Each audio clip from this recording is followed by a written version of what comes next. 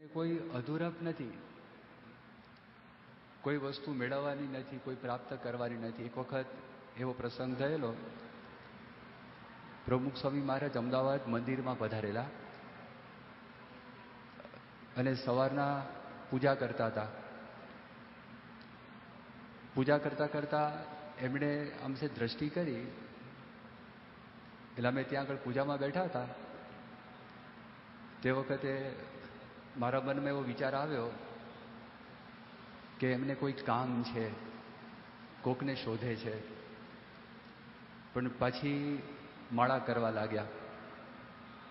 થોડીક વાર થઈને ફરી વખત એમણે જોયું, એટલે મારા મનમાં એમ થયું કે ખરેખર એમને કંઈક કોકને બોલાવવા હશે, કોકને શોધે છે. પણ મનમાં અવઢવ હતો, જવું કે ના જવું, કારણ કે કામ ન પણ હોય. બાપાનો સહજ સ્વભાવ છે, એ પૂજા કરતા હોય. ઘણી વખત માણસ ધ્યાન કરતા હોય તો સામાન્યપણે આંખ બંધ કરીને ધ્યાન કરે તો જ એને એકાગ્રતા રહે. પણ જે સિદ્ધ પુરુષો છે એ ખુલ્લી આંખે પણ ધ્યાન કરી શકે, અને ખુલ્લી આંખે એક વૃત્તિ એ સંપૂર્ણપણે ભગવાનમાં રાખી શકે, અને બીજી વૃત્તિ એ કરીને બધું કામકાજ કરે. જેમ તમે બધા અહીંયા આગળ અમેરિકાની અંદર રહો છો તો કાર છે, ગાડી છે, એક લક્ઝરી નથી પણ નેસેસિટી છે. તો તમારી સાથે કોઈ માણસ બેઠા હોય તો તમે વાત કરતા હો, ઘણા કોફી પીતા હોય અને કોમ્યુટ કરતા કરતા બધું કરતા હોય, તો તમારું ધ્યાન રસ્તા ઉપર પણ છે, ગિયર ઉપર પણ છે, સાથે માણસ વાત કરે છે એના ઉપર પણ છે. એમ એવી રીતે જે સિદ્ધ વ્યક્તિઓ છે, સિદ્ધ પુરુષો છે, એમની એક વૃત્તિ હંમેશા ભગવાનની અંદર હોય છે. અને ભગવાનમાં વૃત્તિ રાખીને બધું જોવે તો તમે જુઓ કે જેમ શ્રીજી મહારાજની સ્વાભાવિક પ્રકૃતિ ચેષ્ટાની અંદર વર્ણન કરેલું છે, એમ પ્રમુખ સ્વામી મહારાજ પૂજા કરતા હોય તો એમના આંખના પલકારા એ હંમેશા ચાલુ જ હોય, એ હંમેશા મટકા કરતા હોય, મટકા મારતા હોય. અને હરિકૃષ્ણ મહારાજની મૂર્તિ સામું જોતા હોય, પૂજાની અંદર બધી મૂર્તિઓ પાથરેલી એની સામું જોતા હોય. અને કોક હરિભક્ત એ સભા મંડપમાં આવે તો એમની એવી એક સહજ વૃત્તિ છે, એમની સામું જોવે, દ્રષ્ટિ કરે, ફરી વખત મૂર્તિ સામું દ્રષ્ટિ કરે. જ્યાં સુધી એ વ્યક્તિ એ સભા મંડપમાં વ્યવસ્થિત જગ્યાએ બેઠા ન હોય ત્યાં સુધી એ આખી નજર એમની ફરતી રહે છે. પણ એમની વૃત્તિ અખંડ ભગવાનની અંદર રહી અને આ બધું કામકાજ કરે છે. ભગવાનમાંથી બહાર નીકળીને કરતા નથી. એક સાથે ઘણા બધા કામ પોતે કરી શકે છે અને દરેકમાં એકાગ્રતા રાખી શકે છે. એટલે જ્યારે સ્વામી બે ત્રણ વખત જોયું, મારા મનમાં થયું કદાચ સ્વામીનો નેચરલ સ્વભાવ છે, જોતા હશે. ત્રીજી વખત જોયું એટલે પછી મને એમ થયું કે લાવ ઊભો થઈને હું જાઉં અને બાપાને પૂછું કે શું કામ છે. એટલે હું ત્યાં આગળ ગયો એટલે સ્વામી હસવા લાગ્યા. અને પછી મેં પૂછ્યું, બાપા કોનું કામ છે? એટલે મને હસતા હસતા કે કામ તો કોઈનું નથી, કામ તો કોઈનું નથી. અને એકદમ માર્મિક દ્રષ્ટિ કરી પછી મને વાત કરી કે યોગીપ્રિય સ્વામીને બોલાવો. કામ હતું, પણ પહેલા જે વાત કરી મેં પૂછ્યું, એવો મેં પ્રશ્ન પૂછ્યો હોત કે કોને બોલાવું તો મને જવાબ આપ્યો હોત કે યોગીપ્રિય સ્વામીને બોલાવો. મેં એમને પૂછ્યું કામ કોનું છે? મારે કોઈનું કામ જ નથી. એ ભાવ એમને હતો, જેની પાસે ભગવાન છે એને કોનું કામ છે? એને કયા પદાર્થની અપેક્ષા છે? એમના કયા વ્યક્તિની અપેક્ષા છે? પણ આવા પ્રસંગે એ મર્મ કરી લે અને એવા પ્રસંગે આપણને ખ્યાલ પણ આપે કે જો આ વ્યક્તિ એ પૂર્ણ કામ છે. સ્વામીના જીવનમાં તમે જુઓ, એક વખત એવો પ્રસંગ થયો, સ્વામી કલકત્તા હતા અને 1979 નો આ પ્રસંગ. વિશ્વવિહારી સ્વામી એ સાધુ થયેલા અને 1975માં એમણે દીક્ષા લીધેલી. બહુ સુખી ઘરના પોતે વ્યક્તિ, અને દીક્ષા લીધી તો દીક્ષાની અંદર તો તમારે આ ભગવા કપડાં પહેરવાના, મહિનામાં 5 ઉપવાસ કરવાના, ધારણા પારણા કરવાના, ચાતુર્માસમાં બધું કરવાનું, અને તમારા જીવનની અંદર આખી એક મર્યાદા છે એ આવી જાય. બહાર જવું હોય તો એકલા તમે જઈ શકો નહીં, એટલે સાથે જોડની અંદર કોઈક વ્યક્તિ તમારે જોઈએ જ. આ બધું એકદમ કઠણ. એટલે શરૂઆતમાં પોતે આવેલા તો સ્વામી એમનું ધ્યાન રાખે, સાચવે, પૂછે ખાવાનું બરોબર છે કે નહીં, ફાવે છે કે નહીં, આ છે કે નહીં. એટલે ઘણી વખત એવું બને કે જે સેવક સંતો પ્રમુખ સ્વામીની સેવા કરતા હોય તો એમને તો પ્રમુખ સ્વામી મહારાજ બહુ સ્ટ્રોંગલી કહી દે, એમની રુચિ જણાવી દે, પણ જેમને સાચવવાના હોય, રાખવાના હોય તેમનું થોડુંક ધ્યાન રાખે. પ્રસંગ એવો થયેલો કે સ્વામીનું ધોતિયું ફાટી ગયું હતું અને કલકત્તામાં સ્વામી હતા. સ્વામીના સેવકને વિચાર થયો, સ્વામી આ ફાટેલું ધોતિયું પહેરે છે, બરાબર ના કહેવાય. તો નવું ધોતિયું સ્વામીને આપ્યું. સ્વામી કે જૂનું ધોતિયું ક્યાંથી લાવો?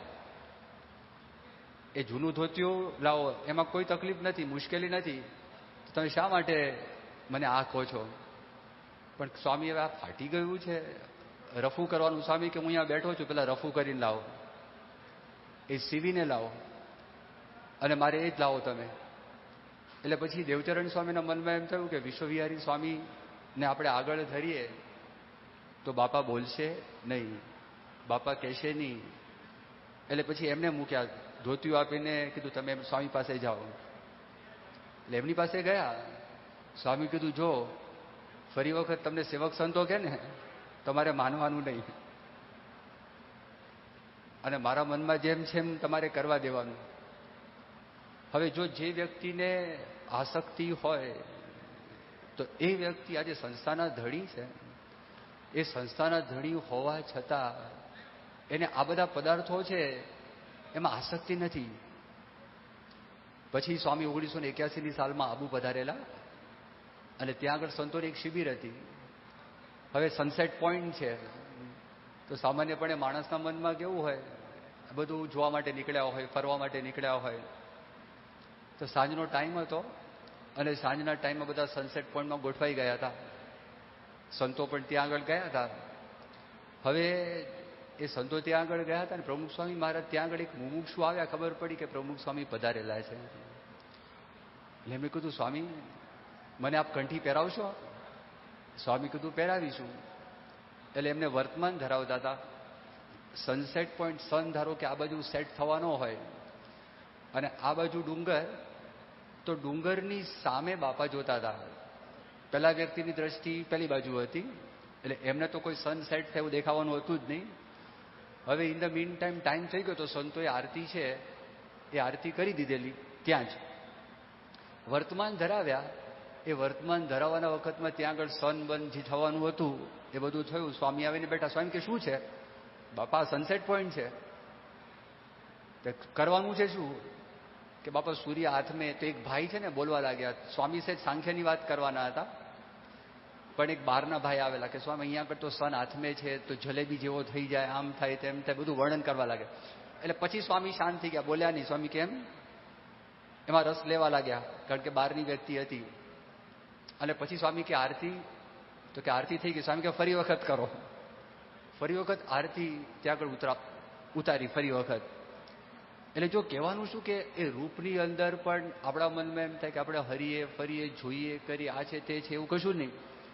એમાં એમને આસક્તિ નથી, કારણ કે અંતરની અંદર એ સુખ છે, એ પૂર્ણ કામ છે, એ ભરેલા છે, એને બહારની કોઈ અપેક્ષા નથી. 1984માં સ્વામી લોસ એન્જલિસ પધારેલા હતા. તે વખતે ત્યાં આગળ બધા સંતો પામ સ્પ્રિંગ્સની અંદર હરિભક્તોની ઈચ્છા થઈ કે પામ સ્પ્રિંગની અંદર ત્યાં આગળ વન મહોત્સવ કરીએ. તો તમે પામ સ્પ્રિંગ જાઓ તો લગભગ 11,500 ફૂટ ઉપર આવેલું છે, અને કેબલ કારમાં તમારે બેસવાનું, અને કેબલ કારમાં બેસીને પછી આ બધા નૈસર્ગિક દ્રશ્યો જોતા જોતા, નેચરને માણતા માણતા, આનંદ લેતા લેતા બધા જાય એવી ઈચ્છા હતી. જેવા કેબલ કારમાં બેઠા એટલે સ્વામીએ વાત કરી, ભજન શરૂ કરો. એટલે ભજન શરૂ કરે તો કઈ ભજન ગાતા ગાતા તો જોવાય નહીં. આ બે વસ્તુ કેવી રીતે થાય? ના થાય. એટલે ભજનમાં બધાને જોડી દીધા અને ઉપર આવ્યું અને ત્યાં આગળ બેઠા. અને તે વખતે જેમની જ્ઞાન વાર્તા કરી તો બધા લોકો બેઠા હતા, હરિભક્તો બેઠા હતા, સંતો બેઠા હતા.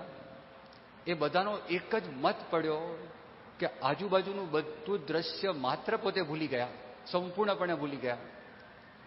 અહીંયા આગળ થોડા દિવસથી અમે છીએ બધા હરિભક્તોની અલગ અલગ ગાડીમાં પધરામણી કરવા માટે જતા હોઈએ છીએ. એક હરિભક્તે વાત કરી. એમણે કહ્યું કે પ્રમુખ સ્વામી મહારાજ જ્યારથી અહીંયા આગળ પધાર્યા છે ને તો વાતાવરણ બદલાઈ ગયું છે. અમારા અંતરની અંદર લાગણીનો ઉભરો આવ્યો છે. આ એના બધા શબ્દો કહું તમને કે આ દેશની અંદર લાગણી જોવા માટે ન મળે. પૈસાનો વ્યવહાર છે અને મુખ્યત્વે પૈસા કમાવા માટે જ આપણા દેશમાંથી અહીંયા આગળ આવેલા છે. એ મુખ્ય લક્ષ્ય છે. એ જ પેલા વાત થાય, વ્યવહારની વાત થાય, બિઝનેસની વાત થાય, પૈસાની વાત થાય, પણ ઇમોશન, પ્રેમ, લાગણી, કોઈના માટે આપણે સમય આપો એવું આ દેશમાં બહુ ઓછું જોવા મળે છે. પણ બાપા જ્યારથી પધાર્યા છે તો લાગણી ઉત્પન્ન થાય છે, કાઇન્ડનેસ ઉત્પન્ન થાય છે, જેનરોસિટી ઉત્પન્ન થાય છે. આ બધા એમના જ શબ્દો કહું છું. આપણે એને કંઈ પૂછવા માટે પણ ગયા નહોતા, પણ એમણે જાતે એ પોતે સામેથી આ વાત કરી. આખું વાતાવરણ ચેન્જ થઈ ગયું. કોઈના પ્રત્યે આપણને પૂર્વગ્રહ હોય, પ્રેજુડિસ હોય, આ બહુ અઘરું છે, યાદ રાખજો. અને જો તમે તમારું અંતર તપાસશો તો તમને ખ્યાલ આવશે, you will very clearly see the difference કે આ શું છે.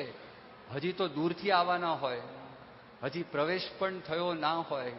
શિકાગોની તમને વાત કરું, પ્રમુખ સ્વામી મહારાજ પધાર્યા, લગભગ બહુ મોટી જર્ની હતી, 18-20 કલાકની જર્ની હતી. અને આફ્રિકાથી સીધા શિકાગો પધાર્યા તો 2:30 વાગે એરપોર્ટ ઉપર લેન્ડ થયા અને 3 વાગે સવારના પોરમાં મંદિરમાં દાખલ થયા. અને હરિભક્તોની ભીડ તે વખતે હતી એક્ઝેક્ટલી લાઇનમાં. એક બાજુ બધા પુરુષો હાથ જોડીને ઊભા હતા, બીજી બાજુ મહિલા મંડળ છે એ ત્યાં આગળ આખું લાઇનમાં એક સાથે ઊભા હતા. તો શું થાય છે? શું વોટ્સ હેપનિંગ? એ બને છે શું? આખું વાતાવરણ છે એ વાતાવરણ ચેન્જ થઈ જાય છે. પ્રેજુડિસની મેં તમને વાત કરી. આ પૂર્વગ્રહ એવી વસ્તુ છે કે પૂર્વગ્રહની અંદર એ માણસ કમજોર છે, ઇઝ વીક. આઇન્સ્ટાઈન જેવી વ્યક્તિ આ દેશમાં બહુ મોટા વૈજ્ઞાનિક, બેઝિકલી જર્મનીના. તો આઇન્સ્ટાઈને પોતે એક વાત કરી. એમણે કહ્યું કે it is more difficult to disintegrate a prejudice than an atom. અણુ વિભાજન કરવું એના કરતાં પૂર્વગ્રહનું વિભાજન કરવું એના કરતાં વધારે અઘરું છે. It is more difficult to disintegrate a prejudice than an atom. હવે આખા ઇતિહાસ તો તમે વિચાર કરો. જો આ જે વર્ણન કર્યું ને એ બહુ મોટી વાત છે. એક ચોક હોય, એ ચોકને તમે ઉપરથી નીચે નાખો અને ચોકના 2 કટકા થઈ જાય. પછી એમાંથી તમે એક પીસ લો, એ જમીન ઉપર નાખો, કદાચ એના પણ 2 કટકા થાય.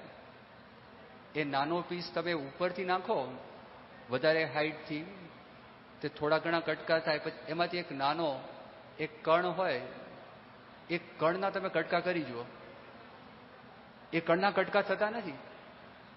તમે એને બરોબર ખાંડો, ખાંડીને ભૂકો કરો તો જેને સાથે ખાંડ તો એને ચોંટી જશે. હવે એનું તમે નાનું કણ લો, એના કટકા કરવા કેવી રીતે? ઘણી વખત તમે જોતા હશો, સૂર્યના કિરણ આવે અને સૂર્યના કિરણમાં પેલા નાના નાના બધા છિદ્રો હોય ને, એમાં પસાર થતું હોય તેને મોટ કહેવાય. હવે એ બધા છોકરાઓ છે ને એ દેશમાં એને પકડવા માટે પ્રયત્ન કરે, હાથમાં કશું આવે નહીં. એ ઝૂંપડાઓ હોય ને એમાંથી નીકળતું હોય સૂર્યના કિરણો, બધું ઉડતું હોય, તમને દેખાય. એને મોટ કહેવાય. એ હાથમાં આવે નહીં. એટમ તો એના કરતા નાના છે. એટમને તોડવા કેવી રીતે? એના માટે પાર્ટિકલ એક્સેલરેટર્સ જોઈએ. અને આ પાર્ટિકલ એક્સેલરેટર્સ મોટા મોટા કેટલા બધા માઇલોની અંદર, આખા વર્લ્ડમાં મોટા મોટા સનની અંદર ત્યાં આગળ છે. આ બધા દેશ, સ્વિટ્ઝરલેન્ડ છે, પછી ઓસ્ટ્રિયા છે, ઇટલી છે, જર્મની છે, યુરોપની અંદર બધા ભેગા થઈ અને એક બનાવેલું છે. તો એની અંદર આ બધા જે એટમ્સ છે એને સ્પીડઅપ કરે અને સ્પીડઅપ કરી અને બીજા એટમ સાથે ભટકાડે અને ત્યારે આ એટમનું વિભાજન થાય અને એ પણ ફ્રેક્શન ઓફ અ સેકન્ડ નહીં, બિલિયન્થ ઓફ અ સેકન્ડ. અને એના બધા ફોટા પડે, એના પરથી ખબર પડે કે એટમની અંદર શું છે, કેમ છે. આટલું અઘરું છે. તો આઇન્સ્ટાઈન એમ કે it is more difficult to disintegrate a prejudice than an atom. એના કરતાં વધારે અઘરું છે. તો મોટા પુરુષનો પ્રભાવ તમે જો. હું એની વાત કરતો હતો કે પ્રભુ સ્વામી મહારાજની ઉપસ્થિતિ, એમની હાજરી, એ કશું બોલતા ના હોય, વાત ન કરતા હોય, જેમની સાથે આપણને મનમેળ ના હોય, અને એ વ્યક્તિ જ્યારે પ્રભુ સ્વામીની સભાની અંદર તમે બેઠા હોય, તમારા મનમાં એમ થાય કે એમની સાથે હું વાત કરું, એમને હું બોલાવું. એટલે આ એક વિશેષતા છે, આ એક મહાનતા છે. એનું કારણ શું? પોતે પૂર્ણ કામ છે. એમાં ભગવાન અખંડ રહેલા છે. He is satisfied, he is contented. અને એમને કોઈ પદાર્થની અપેક્ષા નથી, કોઈ વ્યક્તિની પણ અપેક્ષા નથી. એ કેવળ આપણને એમના સુખે સુખી કરવા માટે આવેલા છે. તો ભગવાનના બીજા લક્ષણની આપણે જે વાત કરતા હતા એ તૃપ્તિની વાત કરતા હતા. માણસને કદાચ બીજી બધી અપેક્ષાઓ ના હોય, પણ માનની અપેક્ષા હોય, આદરની અપેક્ષા હોય.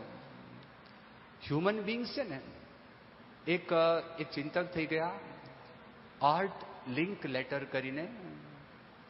એમણે પોતે એક વાત કરી છે, human beings are innately good. Human beings are innately good. દરેક વ્યક્તિ ઇનેટલી સારા છે. પણ સાથે સાથે એને બીજી વાત કરી, they like to be loved, remembered and respected. માણસો છે તે લાઈક ટુ બી લવ્ડ. એને કોઈ પ્રેમ આપે ને ગમે છે, પછી એને કોઈ આદર આપે તો ગમે છે, એને કોઈ યાદ કરે તો ગમે છે. પણ આ બધાના મૂળમાં તમે જુઓ તો શું છે? માન. દરેકના મનમાં ઈચ્છા છે કે મને બોલાવે, મારું સન્માન કરે. હવે એ ઈચ્છા રહે છે. પ્રભુ સ્વામીના જીવનમાં આપણે જોવા માટે જઈએ કે આટલું બધું કરે છે, એમના મનમાં આ પણ ઈચ્છા નથી કે તમે એમને બોલાવો, તમે એમને આદર કરો, તમે એમના ગુણગાન ગાઓ. એવી પણ મનમાં ઈચ્છા નથી. એ ઈચ્છા ક્યારે ટળે? એમની પાસે કંઈક હોય તો. અને એ કઈ વસ્તુ છે? એમની પાસે ભગવાન છે. તો એ ભગવાન લઈ લઈને સ્વામી ફરે છે. પૂર્ણ કામ છે. આ ભગવાનના ગુણ છે, ભગવાનનું લક્ષણ છે. ત્રીજું લક્ષણ છે અનાદિબોધ. અનાદિબોધ એટલે એમની પાસે જે જ્ઞાન છે એ જ્ઞાન કોઈકના ઉપદેશથી એમને પ્રાપ્ત થયું નથી, પણ એ અનાદિકાળથી એમની પાસે આ જ્ઞાન છે. જ્ઞાન શાસ્ત્રનું પણ જ્ઞાન છે. અને હકીકતની અંદર જ્ઞાન એટલે શું? આપણે ખાલી બોલીએ એ જ્ઞાન નહીં. જ્ઞાન એટલે આ ધારો કે માઇક્રોફોન છે, એક વખત મગજમાં ફિટ થયું કે માઇક્રોફોન છે, એમાં કોઈ દિવસ ફેરફાર ન થાય, એનું નામ જ્ઞાન કહેવાય. એટલે સોક્રેટિસ પોતે બોલેલા, વર્ચ્યુ ઇઝ નોલેજ. જગત ખોટું છે અને ભગવાન સાચા છે. બોલીએ તો છે, ઘણા બધા બોલી જાય, વાંચીએ પણ છે. જ્ઞાન એટલે ખરેખર એ માને, એના મનની અંદર 100% ફિટ થયું હોય એ જ્ઞાન કહેવાય. એક એ જ્ઞાન છે. અને શાસ્ત્રનું જ્ઞાન પણ છે. તો જો આપણે શ્રીજી મહારાજનો વિચાર કરીએ તો શ્રીજી મહારાજ માટે શ્રીજી મહારાજે પોતે જ વાત કરેલી. એક વખત એવો પ્રસંગ થયેલો કે શ્રીજી મહારાજે કહ્યું, બધા સંતો મોટા મોટા ભેગા થયા હતા, ગોપાળાનંદ સ્વામી, મુક્તાનંદ સ્વામી, બ્રહ્માનંદ સ્વામી, નિત્યાનંદ સ્વામી, બધા સંતો હતા. તો શ્રીજી મહારાજે વાત કરી કે તમારી જે વિશેષતા હોય એ તમે કહો. તે વિશેષતાની વાત કરતા ગોપાળાનંદ સ્વામી વાત કરી. મહારાજને કહ્યું, મહારાજ, ભગવાન કરતા હરતા છે, આપ ભગવાન છો. આ અનંતકોટી બ્રહ્માંડમાં આપનું ધાર્યું થાય છે, પણ આપની દયાથી અને આપની કૃપાથી આ બ્રહ્માંડની અંદર મારું ધાર્યું પણ થાય છે. શ્રીજી મહારાજે કીધું, બરાબર છે. મુક્તાનંદ સ્વામીને પૂછ્યું, તમારી વિશેષતા કઈ છે? મુક્તાનંદ સ્વામી વાત કરી. મુક્તાનંદ સ્વામી કહ્યું કે મહારાજ, કોઈ માર માર કરતો આવતો હોય અને ગમે તેવો ક્રોધથી ભરાયેલો હોય, પણ એ વ્યક્તિ જો મારી વાત સાંભળે તો એનું મન છે શાંત થઈ જાય. શ્રીજી મહારાજે કીધું, આ વાત પણ બરોબર છે. એક પ્રસંગ એવો થયેલો કે બધા અમુક સંન્યાસીઓ, બધા વૈરાગીઓ હતા, બાવાઓ, એકદમ આવ્યા અને કહ્યું કે માલપુઆ અને દૂધપાકની રસોઈ આપો. તે વખતે વ્યવસ્થા હતી નહીં, પણ આ બધી વાત કરી અને પછી શ્રીજી મહારાજે મુક્તાનંદ સ્વામીને મોકલ્યા અને મુક્તાનંદ સ્વામી એમની પ્રશંસા કરી. મુક્તાનંદ સ્વામી બોલ્યા, ઓહો, આ તો બધા વૈકુંઠના પાર્ષદો છે. અને 2-4 મુક્તાનંદ સ્વામીના શબ્દો સાંભળ્યા, બધો ક્રોધ છે, ક્રોધ શાંત થઈ ગયો. મહારાજે કીધું, તમારી વિશેષતા છે, આ વાત બરાબર છે. બ્રહ્માનંદ સ્વામી વાત કરી, મહારાજ, હું શીઘ્ર કવિતા ગમે ત્યારે બનાવી શકું. તમે ગમે ત્યારે કહો કે તમારે કીર્તન રચવાના છે તો હું કીર્તન બનાવી શકું. મહારાજ કે બરાબર છે. નિત્યાનંદ સ્વામીની જ્યારે વાત થઈ ત્યારે નિત્યાનંદ સ્વામી માટે પણ આ જ વાત કરી. નિત્યાનંદ સ્વામી કીધું કે શાસ્ત્રાર્થની અંદર મને કોઈ જીતી શકે નહીં. મહારાજ કે બરાબર છે, તમારી વાત પણ સાચી છે. એ બધા પ્રસંગ પણ થયેલા. બધા સંતોએ પૂછ્યું, મહારાજ તમારી વિશેષતા કઈ? મહારાજે તે વખતે 2 વાત કરી હતી. શ્રીજી મહારાજે કીધું કે 6 મહિના સુધી તમે કાશીના પંડિતો, જામનગરના પંડિતો, વડોદરાના પંડિતોને ભેગા કરો અને ભેગા થઈને શાસ્ત્રમાંથી એક ડિફિકલ્ટ પ્રશ્ન, એક અઘરો પ્રશ્ન, આંટી ઘૂંટીવાળો પ્રશ્ન એ જો કાઢે અને મને પૂછે, અને તે વખતે માણકી ઘોડી એના પેંગડાની અંદર મેં એક પગ મૂકેલો હોય અને હું બીજો પગ બીજા પેંગડામાં મૂકું એ પેલા એ પ્રશ્નનો હું જવાબ આપી દઉં. હવે જો શ્રીજી મહારાજે આ વાત કરીને બહુ વિચાર કરવા જેવી વાત છે કે અઘરો પ્રશ્ન તમે માણસને પૂછો, એનું મન શાંત હોય તો તે વખતે પ્રશ્નનો જવાબ આપી શકે. જ્યારે આપણે મુસાફરી કરતા હોય અને બહાર નીકળવાના હોય ને, તો તે વખતે જે સ્થાનમાંથી આપણે નીકળવાના હોય એ સ્થાન આપણે ભૂલી ગયા હોય. જે સ્થાનમાં જવાના હોય એના આપણને વિચાર હોય. અને જો શ્રીજી મહારાજ માણકી ઘોડી છે, આ ગાડી નથી, કાર નથી, એ સ્થિર નથી. માણકી ઘોડી હલે છે, પેંગડું એ હલે છે, પેંગડું ઊંચું છે, હાથની અંદર એક હાથથી રાશ પકડવાની છે, એક હાથ એ પેંગડું મૂકવાનું છે, એટલે એ મૂવમેન્ટ ચાલુ છે. તો તે વખતે એ પોતે સ્થિર, એના માટે મન પણ એમાં રાખવું પડે. હવે એવા સંજોગોની અંદર કોઈક વ્યક્તિ આવી અને શાસ્ત્રનો પ્રશ્ન પૂછે છે. આ કઈ વ્યવહારનો પ્રશ્ન નથી, રાજકારણનો પ્રશ્ન નથી. આ પ્રશ્ન શાસ્ત્રનો પ્રશ્ન છે. અને પાછો સામાન્ય વ્યક્તિ પ્રશ્ન પૂછતા નથી, પંડિત પૂછે છે. અને એક પંડિત પૂછતા નથી અને બધા જ હોશિયાર પંડિત જેટલા હિન્દુસ્તાનમાં છે બધા જ ભેગા થાય. અને એક દિવસની આ વાત નથી, આ 6 મહિનાની વાત છે. અને 6 મહિનામાં નક્કી કર્યું હોય. અને તે વખતે શ્રીજી મહારાજ કે એટલી સહેલાઈથી હું એનો જવાબ આપી શકું, ક્યારે બની શકે? જો ભગવાન હોય, કાં તો ભગવાનનો સાક્ષાત્કાર હોય તો આ વસ્તુ બની શકે, બાકી આ વસ્તુ બની ના શકે. હવે શ્રીજી મહારાજે આ વાત તો કરી, પણ બીજો વિચાર કરો, શ્રીજી મહારાજે પોતાના જીવનની અંદર કેટલાક પ્રસંગો એવા બન્યા છે. 10 વર્ષની ઉંમરના હતા તે વખતે કાશીની અંદર એક શાસ્ત્રાર્થ થયો. એ શાસ્ત્રાર્થની અંદર શ્રીજી મહારાજની જીત થઈ અને એ શાસ્ત્રાર્થ તત્વજ્ઞાન ઉપર હતો. શ્રીહરિ દિગ્વિજયની અંદર નિત્યાનંદ સ્વામીનું વર્ણન કરે છે. અને તત્વજ્ઞાનની અલગ અલગ જ્યારે વાતો થતી હોય અને એ બધા તત્વજ્ઞાન તે વખતે જે મહારાજની પાસે રજૂ થયા, એ બધા તત્વજ્ઞાનની અંદર વિશિષ્ટાદ્વૈત મત એ વધારે શાસ્ત્રને સુસંગત હતો. એ શ્રીજી મહારાજે વાત કરી. અદ્વૈત મત હતો, દ્વૈત હતો, દ્વૈતાદ્વૈત હતો, વિશિષ્ટાદ્વૈત, અચિંત્ય ભેદાભેદ જેટલા હતા તે વખતે, તો એ બધા મતોની અંદર વિશિષ્ટાદ્વૈત મત એ શાસ્ત્રને એ વધારે સુસંગત છે એવી શ્રીજી મહારાજે વાત કરી. અને તે વખતે ફક્ત 10 વર્ષની શ્રીજી મહારાજની ઉંમર હતી.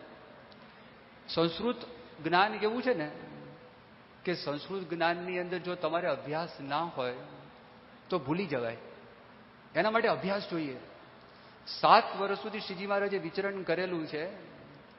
તો તે વખતે શ્રીજી મહારાજ પાસે શાસ્ત્રના ગ્રંથ નહોતા.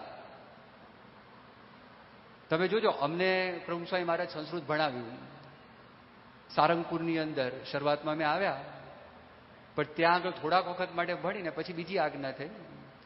પણ એ સંસ્કૃતનો ટચ ચૂકી ગયા તો પછી ધાતુ રૂપાવલીની વાત કરે ખબર ના પડે.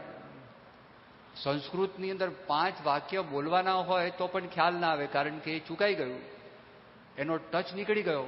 અનભ્યાસે વિષમ શાસ્ત્રમ. શ્રીજી મહારાજ નાના હતા, નાનપણની અંદર શ્રીજી મહારાજ બધું શીખેલા હતા. 7 વર્ષ સુધી શ્રીજી મહારાજે વન વિચરણ કર્યું. એ વન વિચરણ દરમિયાન એમની પાસે કોઈ લઘુ સિદ્ધાંત કૌમુદી નથી. શ્રીજી મહારાજ પાસે કોઈ શાસ્ત્રના ગ્રંથો નહોતા. શ્રીજી મહારાજ પાસે ફક્ત એક નાનો ગુટકો હતો. એ ગુટકો હતો ને જ્યારે કોઈક વ્યક્તિ આવે એની સાથે મહારાજ ચર્ચા કરતા હતા.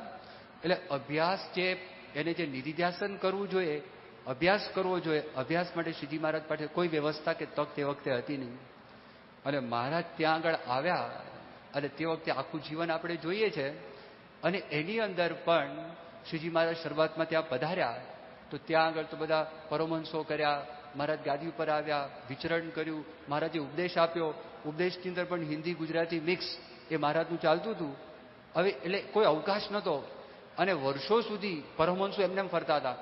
જ્યારે પરમહંસોએ વાત કરી, મહારાજ તમે કોઈ ગામડે જાઓ અને ગામડે જઈ અને તમે બધી કથા વાર્તા કરો. મહારાજ અમે શાસ્ત્રના ભણેલા નથી તો અમે લોકોને શું વાત કરીશું, લોકોને શું સમજાવશું, તમારી વર્તન વાતું કરશે. એ હતું. પણ પછી શ્રીજી મહારાજે વાત કરી, સંતોને આજ્ઞા કરી તમે સંસ્કૃતનો અભ્યાસ કરો. બહુ મોડેથી વાત કરેલી. અને એવા સમયની અંદર વર્ષો પછી વડતાલમાં શ્રીજી મહારાજ ત્યાં બિરાજમાન હતા. અને તે વખતે વેદાંતના ભણેલા એક દક્ષિણના આચાર્ય એ ત્યાં આગળ આવ્યા. અને વડતાલની અંદર ડિબેટ થઈ અને શ્રીજી મહારાજ ત્યાં બેઠા હતા. પેલા વ્યક્તિ બ્રાહ્મણ, શ્રીજી મહારાજે એમનું સન્માન કર્યું, એનું માન જળવાય અને પછી પ્રશ્નોત્તરની શરૂઆત થઈ. એમાં વેદના 4 મહાવાક્ય છે અને એક એકમાં અહમ બ્રહ્માસ્મિ કહીએ તો એમાં 3 ભાગ પડે. અયમાત્મા બ્રહ્મ, એમાં પણ 3 ભાગ પડે. એટલે 12 મહાવાક્ય થાય. તો એ 12 મહાવાક્યનો અર્થ શું, આ પ્રશ્ન શ્રીજી મહારાજે પૂછ્યો. એ શ્રીજી મહારાજે જેવો પ્રશ્ન પૂછ્યો એટલે મૂંઝાયા. એનો જવાબ આપી શક્યા નહીં, એ કહી શક્યા નહીં. એ પોતે હારી ગયા, અપમાનિત. એને પોતાને એવું લાગ્યું મારું અપમાન થયું, એવું લાગ્યું. અપમાનની કોઈ ભાવના હતી નહીં. એ રાજી રે એટલા માટે શ્રીજી મહારાજે કોઈ હરિભક્ત દ્વારા એમને દક્ષિણા અપાવડાવી. 200 રૂપિયા તે વખતે અપાવડાવ્યા. એનું અપમાન લાગ્યું ને કે હું હારી ગયો, એ એના મનમાં થયું. એટલે પછી અવળો પ્રચાર કરવા લાગ્યા. એ નડિયાદમાં ગયા, ત્યાં અવળો પ્રચાર કર્યો. એમણે જેને એવી વાત કરી કે સ્વામિનારાયણ ભગવાન તો મારી સાથે શાસ્ત્રાર્થમાં હારી ગયા હતા, એટલે મને લાંચ આપવા માટે લાંચ રૂપે મને 200 રૂપિયા આપ્યા. પછી વડોદરા ગયા તો વડોદરામાં જઈને પણ આ વાત કરી. પછી આ વાત તો ત્યાં સયાજીરાવ ગાયકવાડને ખબર પડી. એમને તાત્કાલિક સ્વામિનારાયણ ભગવાનને વાત કરી કે આવો પ્રચાર થાય છે, તમે કોઈ સંતને મોકલો તો અહીંયા આગળ શાસ્ત્રાર્થ કરે. શ્રીજી મહારાજ મુક્તાનંદ સ્વામીને મોકલે છે. અને મુક્તાનંદ સ્વામી ત્યાં જાય છે. મુક્તાનંદ સ્વામી ખાલી ભાગવતના ભણેલા. તો શ્રીજી મહારાજે વાત કરી કે તમે સ્વામી ચિંતા કરતા નહીં, તમારું વર્તન છે વાતો કરશે અને એ કોઈ પ્રશ્ન કરી શકશે નહીં અને તમારા પ્રભાવથી એ દબાઈ જશે. મુક્તાનંદ સ્વામી ત્યાં આગળ ગયા અને શ્રીજી મહારાજે જે વાત કરી હતી એવો જ પ્રસંગ એ ત્યાં આગળ બન્યો. તો જો આના ઉપરથી ખબર પડે છે કે શ્રીજી મહારાજ પાસે એ અનાદિ બોધની આપણે જે વાતો કરીએ છીએ, પણ શ્રીજી મહારાજનું જીવન જ્યારે આપણે સરખાવીએ છીએ તો તે વખતે આપણને ખબર પડે છે કે આ વાત છે એ વાત સાચી છે. બીજી એક વિચાર કરીએ આપણે કે શ્રીજી મહારાજે જે 5 તત્વોની વાત કરી ને, એ 5 તત્વોની વાત જીવ, ઈશ્વર, માયા, બ્રહ્મ અને પરબ્રહ્મ, આ જે 5 વાત કરી તત્વજ્ઞાનની અંદર, એ પણ બહુ વિચાર માગી લે છે. શ્રીજી મહારાજ તો કરી ગયા, આ 5 તત્વોની શ્રીજી મહારાજે વાત કરી, પણ એ પહેલા આખા દેશની અંદર શંકરાચાર્યનો બહુ પ્રભાવ હતો. એમણે ફક્ત એક તત્વની વાત કરી. ત્યાર પછી રામાનુજનો પણ બહુ પ્રભાવ હતો. એમણે ફક્ત 3 તત્વની વાત કરી. મધ્વનો પણ બહુ પ્રભાવ હતો. એને ફક્ત 2 તત્વની વાત કરી. આ બધી વાતોથી મોટાભાગના બધા આચાર્યો હતા અને એમાં શ્રીજી મહારાજે આ વાત કરી 5 તત્વો. પૂર્વે જે બધા મોટા મોટા આચાર્ય થઈ ગયા, એ આચાર્યો જે બધી વાતો કરેલી હતી તો એ લોકોએ સાબિત કરી. બ્રહ્મસૂત્ર લખ્યા, પછી બ્રહ્મસૂત્રના આધારે સમજાયું, ગીતાના આધારે સમજાયું. શ્રીજી મહારાજે કોઈ આધાર લીધો જ નહીં. આ બધાનો આધાર ઉપનિષદ છે, આ બધી વાતો કરી, પણ શ્રીજી મહારાજ શાસ્ત્રાર્થમાં પડ્યા નથી. શ્રીજી મહારાજે સીધી જ વાત કરી, આ વાત ત્યાં આમ જ છે.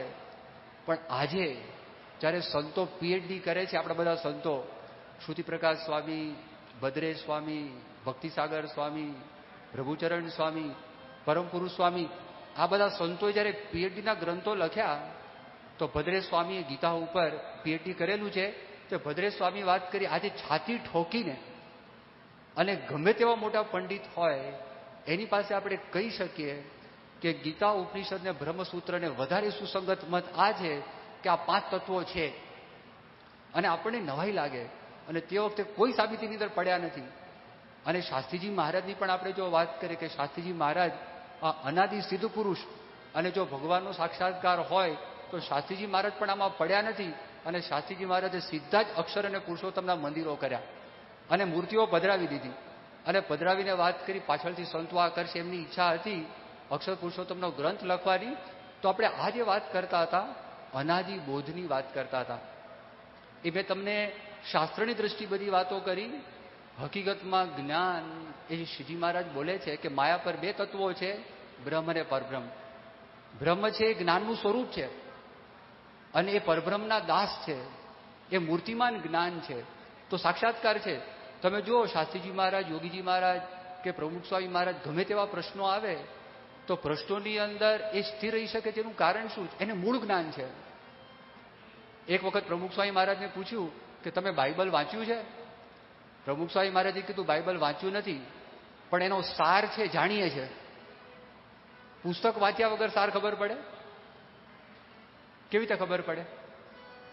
કુરાન વાંચ્યું હોય સાર શું છે? ટોરા વાંચ્યું હોય સાર શું છે? તાલમુડ વાંચ્યું હોય સાર શું છે? મહાભારત વાંચ્યું હોય એનો સાર શું છે? પ્રમુખ સ્વામી કે વાંચ્યું નથી, પણ એનો સાર છે જાણીએ છે, ખબર છે. યોગીજી મહારાજને કોકે પૂછ્યું કે આઈન્સ્ટાઈનનો મહિમા કહેતા હતા, ત્યારે યોગીજી મહારાજે વાત કરી, આઈન્સ્ટાઈન ભ્રમરૂપ હતા? શાસ્ત્રીજી મહારાજ ભ્રમરૂપ હતા? અને એકદમ પોતે બોલ્યા અને પોતે એકદમ શાંત થઈ ગયા. એટલે આંટી ઘૂંટીવાળા પ્રશ્નો પણ પ્રમુખ સ્વામી મહારાજ પાસે આવે. અને જો એવા પ્રશ્નો પૂછે, એક પ્રશ્ન એવો પૂછાયો કે બાંગ્લાદેશની અંદર વાવાઝોડું આવ્યું ને 5 લાખ માણસો મરી ગયા, તે વખતે ભગવાને દારૂ પીધો હતો? આવો પ્રશ્ન પૂછ્યો. પ્રમુખ સ્વામી એટલો સરસ જવાબ આપ્યો. પ્રમુખ સ્વામી મહારાજે વાત કરી, બાપા આવ્યા છે, આપણે કાલે વાત કરીશું. શ્રી સ્વામિનારાયણ ભગવાનની જય. અક્ષર પુરુષોત્તમ મહારાજની જય. ગુણાતીતાનંદ સ્વામી મહારાજની જય.